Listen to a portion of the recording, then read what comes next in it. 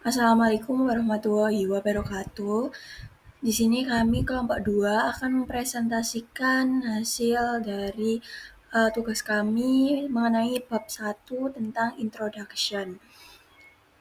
Sebelum masuk ke penjelasan materi, izinkan kami untuk memperkenalkan anggota dari kelompok kami. Yang pertama ada saya sendiri, Ria Febrilia dengan NPM akhir 085, lalu yang kedua ada Fitra Novakandi dengan NPM akhir 096, lalu ada Bintang Pradipa dengan NPM akhir 090, lalu ada Muhammad Asrul Zulmi dengan NPM akhir 342.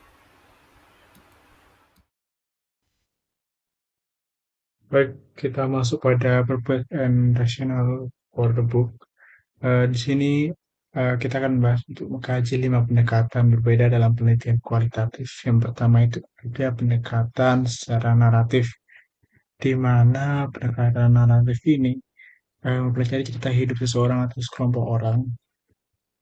Lalu peneliti itu akan berusaha memahami pengalaman yang dialami seseorang lewat kisah yang mereka ceritakan. Contohnya meneliti bagaimana perjuangan seorang mahasiswa pertama di keluarganya untuk kuliah dengan cara mendengarkan dan menulis ulang kisah hidupnya. Lalu ada fenomenologi, keberkatan fenomenologi. Ini fokus pada pengalaman yang dirasakan manusia secara mendalam. Peneliti ingin tahu bagaimana sih rasanya mengalami sesuatu dari sudut pandang orang yang mengalaminya. Contohnya itu kayak meneliti bagaimana perasaan orang yang baru kehilangan pekerjaan atau bagaimana rasanya menjadi pasien kanker. Lalu ada grounded teori atau teori yang didasarkan pada data. Jadi pendekatan ini digunakan untuk membuat teori baru dari data yang dikumpulkan langsung di lapangan, bukan dari teori lama.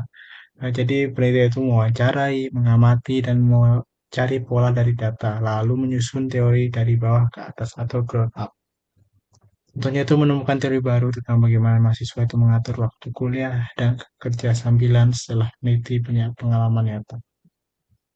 Lalu ada etnografi atau pendekatan etnografi ini fokus pada budaya dan kebiasaan hidup suatu kelompok masyarakat. Jadi penelitian ini biasanya hidup dan berbaur dengan kelompok tersebut untuk memahami cara mereka berpikir, berbicara, dan bertindak. Contohnya saja, kayak mereka itu meneliti budaya solidaritas antar anggota himpunan mahasiswa dengan ikut kegiatan mereka selama berapa bulan itu juga. Lalu yang kelima ada pendekatan secara studi kasus. Pendekatan ini mempelajari satu kasus tertentu secara mendalam bisa berupa peristiwa, organisasi, individu, atau program yang tujuannya untuk memahami mengapa dan bagaimana sesuatu terjadi di konteks tertentu.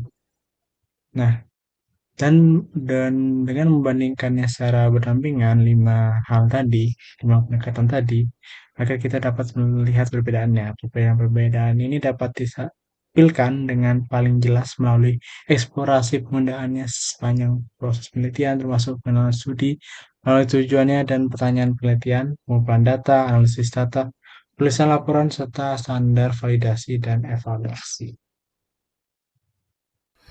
Selanjutnya ada mengenai selection of the five approaches, yaitu di sini tuh ada beberapa contoh dari para ahli yang mengelompokkan pendekatan penelitian kualitatif.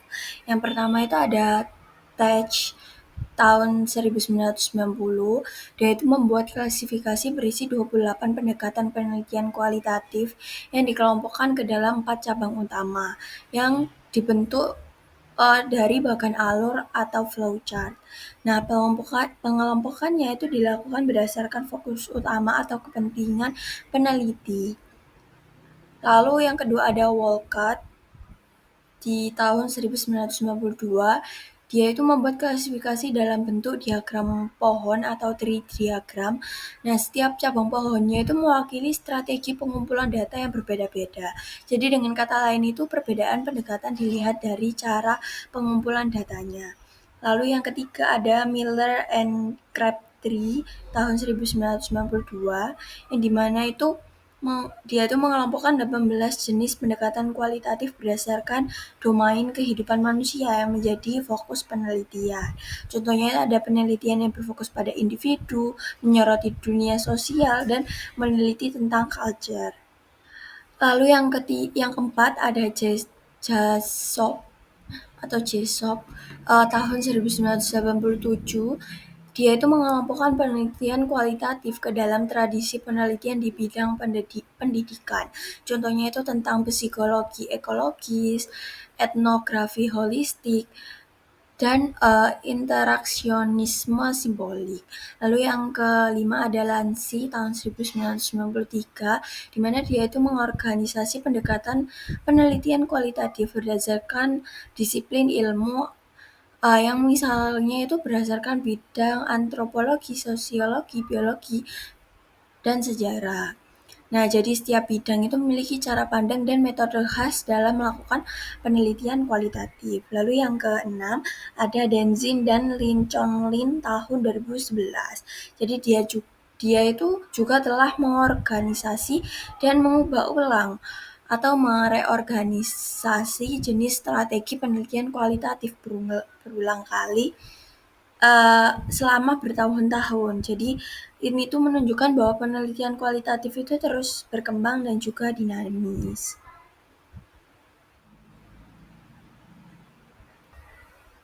Nah, di sini ada pendekatan kualitatif yang disebutkan oleh penulis. Nah, ada penulisnya itu ada yang pertama ada Jacob, yang dimana pendekatan kualitatifnya adalah psikologi ekologis, etnografi holistik, antropologi kognitif, etnografi komunikasi, dan etraksionisme simbolik. Nah, disiplines dan field-nya itu adalah education. Lalu ada Munhal dan Euler tahun 1986, di mana pendekatan kualitatifnya dia itu menggunakan fenomenologi, lalu ada teori dasar, lalu ada etnografi, dan ada penelitian sejarah. Yang dimana ini tuh termasuk ke dalam perawatan. Lalu ada Lancy tahun 1993, yang dimana ini itu menggunakan pendekatan perspektif antropologi, lalu menggunakan perspektif sosiologi, perspektif biologi, studi kasus, akun pribadi, studi kognitif, dan penyelidikan dari sejarah. Nah, ini tuh termasuk penelitian dalam bidang pendidikan. Lalu ada Strauss dan Corbin, yang dimana ini tuh menggunakan pendekatan kualitatif, teori dasar, etnografi, fenomenologi, riwayat hidup, dan analisis percakapan. Nah, ini tuh termasuk penelitian dalam bidang sosiologi dan perawatan. Lalu ada Morse tahun 1994 yang menggunakan pendekatan kualitatif berdasarkan fenomenologi, etnografi, etnoscience, dan teori dasar yang termasuk ke dalam penelitian perawatan.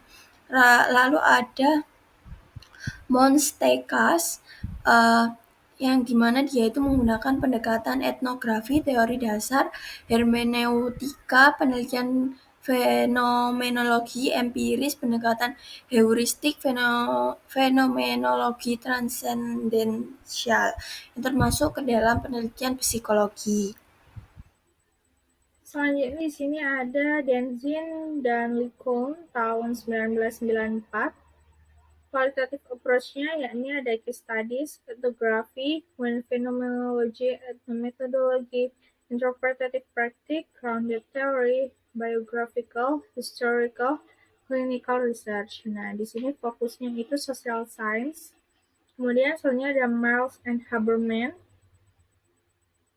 itu tahun 1994, approach to qualitative data analysis-nya di sini ada interpretivism, kemudian social anthropology, dan collaborative social research. Nah, fokusnya di sini adalah social science. Kemudian ada Swift and Williams tahun 1995. Qualitative approach-nya di sini tuh ada ethnography, phenomenology, studies of artifact. Fokusnya di sini adalah psikologi. Kemudian ada Denzin dan Licon tahun 2005. Nah, di sini qualitative approach-nya itu ada performance, critical, and public. Kemudian ada etnografi, interpretive, practice, kemudian ada case studies, grounded theory, life history, narrative authority, participatory action, research, yang terakhir adalah clinical research. Nah, fokusnya di sini adalah social science. Kemudian ada Marshall dan Rosman tahun 2010. Untuk qualitative approach-nya di sini ada ethnographic approach, phenomenological approach, sociolinguistic approach. Contohnya di sini ada critical genre, kemudian such a critical race theory dan queer theory. Nah, fokusnya di sini adalah education. Kemudian selanjutnya ada Saldana tahun 2011. Qualitative approach-nya ada ethnography, grounded theory, phenomenology, case study, content analysis, mixed method research, narrative inquiry, arts-based research, autoethnography, kemudian evaluation research, action research, investigative journalism, critical inquiry. Nah, di sini fokusnya adalah art di teater ya. Nah, kemudian di sini yang terakhir ada Denzin dan Lincoln tahun 2011. Nah, research strategisnya di sini ada desain, case study, etnografi, partisipan, observation, performance, etnografi, phenomenology, ethnomethodology, grounded theory, life history, testimonial, historical method, action and applied research. Nah, yang terakhir adalah clinical research.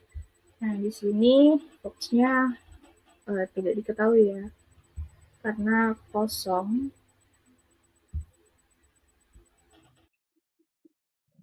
Nah, kemudian di sini ada beberapa contoh penulisan ya pada daftar pustaka apabila kita mengutip dari sumber tersebut. Nah, ini contohnya itu yang pertama ada narrative research. Di mana naratif ini tuh originates from the humanities and social science. Contoh penulisannya bisa dilihat pada slide ya. Kemudian di sini ada selanjutnya ada phenomenology, yang dimana ini tuh biasanya berasal dari psikologi dan filosofi. Nah, untuk tulisannya sama ya, bisa dilihat pada slide. Kemudian selanjutnya adalah grounded theory. Nah, ini tuh biasanya penulisan berasal dari sosiologi. Nah, dimana untuk penulisannya juga sama, bisa dilihat pada slide. Selanjutnya ada etnografi, yang dimana ini tuh berasal dari antropologi and sociology. Nah, untuk penulisannya dapat dilihat pada slide ya. Yang terakhir di sini adalah ada case study. Nah, yang dimana ini tuh berasal dari human dan social science dan applied area, yang dimana untuk evaluation research. Nah, untuk penulisannya dapat dilihat pada slide-nya. Baik, pada bab ini saya akan menjelaskan tentang audiens atau sasaran pembaca. Di poin pertama yaitu buku ini ditujukan untuk para akademisi dan penelitian yang bergerak di bidang ilmu sosial, humaniora, dan kesehatan. Contohnya seperti sosiologi, psikologi, pendidikan, keperawatan, komunikasi, dan studi keluarga. Pada poin kedua yaitu tujuan utama buku ini adalah untuk membantu pembaca dalam menghasilkan karya ilmiah berbasis penelitian kualitatif, baik dalam bentuk artikel jurnal, tesis maupun disertasi. Pada poin ketiga, buku ini ditulis dengan tingkat pembahasan yang sesuai untuk mahasiswa tingkat akhir dan mahasiswa pasca sarjana agar mudah dipahami namun tetap akademis. Nah, bagi mahasiswa pasca sarjana, buku ini membantu dalam menentukan alasan atau rasional dalam memilih salah satu pendekatan penelitian kualitatif dari 5 jenis yang ada. Sementara bagi peneliti berpengalaman, buku ini memperkenalkan perbandingan antara 5 pendekatan kualitatif untuk memperluas wawasan dan cara pandang dalam penelitian. Baik, pada bab ini saya akan menjelaskan tentang audiens atau sasaran pembaca. Di poin pertama yaitu buku ini ditujukan untuk para akademisi dan penelitian yang bergerak di bidang ilmu sosial, humaniora, dan kesehatan. Contohnya seperti sosiologi, psikologi, pendidikan, keperawatan, komunikasi, dan studi keluarga. Pada poin kedua yaitu tujuan utama buku ini adalah untuk membantu pembaca dalam menghasilkan karya ilmiah berbasis penelitian kualitatif, baik dalam bentuk artikel jurnal, tesis maupun disertasi. Pada poin ketiga, buku ini ditulis dengan tingkat pembahasan yang sesuai untuk mahasiswa tingkat akhir dan mahasiswa pasca sarjana agar mudah dipahami namun tetap akademis. Nah, bagi mahasiswa pasca sarjana, buku ini membantu dalam menentukan alasan atau rasional dalam memilih salah satu pendekatan penelitian kualitatif dari 5 jenis yang ada. Sementara bagi peneliti berpengalaman, buku ini memperkenalkan perbandingan antara 5 pendekatan kualitatif untuk memperluas wawasan dan cara pandang dalam penelitian. Oke, pada bab yang terakhir yaitu organization atau struktur buku. Nah, pada bab 2 membahas tentang landasan filosofis dan kerangka interpretatif yang menjadi dasar dalam penelitian kualitatif serta bagaimana menuliskan dalam studi penelitian.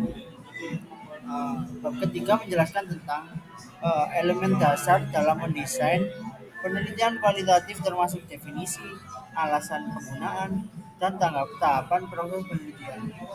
Bab 4 memberikan pengantar mengenai 5 pendekatan utama yaitu naratif, fenomenologi, ground theory, etnografi, dan case study.